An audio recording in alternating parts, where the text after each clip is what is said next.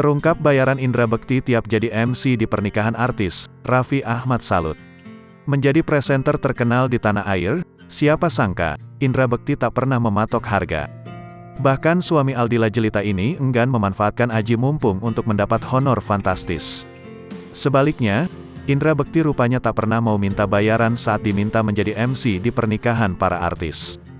Fakta itu diungkapkan sendiri oleh Indra Bekti sebelum ia jatuh sakit pada tahun 2020 lalu di program Siap Bos Trans 7.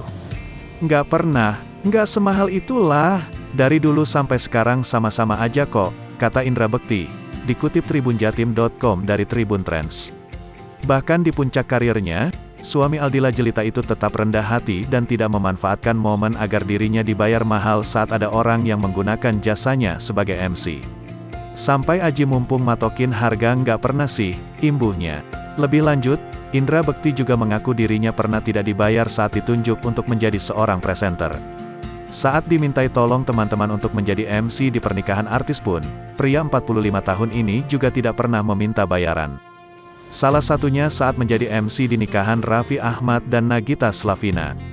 Hal itu dibeberkan oleh Raffi Ahmad. Raffi Ahmad menyebut Indra Bekti tidak minta dibayar saat menjadi MC di nikahannya.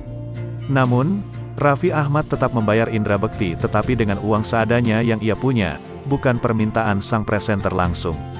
Menurut Indra Bekti, dalam berkarir attitude menjadi hal yang paling penting dibandingkan honor yang didapat. Ia ingin menjalin hubungan baik dengan sesama rekan kerjanya dan ogah mencari masalah dengan orang lain. Yang paling penting adalah attitude dan hubungan baik, relasi. Gue nggak pernah mau ada punya masalah sama yang lain. Cuma kalau ada yang ngerasa ada masalah sama saya ya sudahlah ya, tutupnya.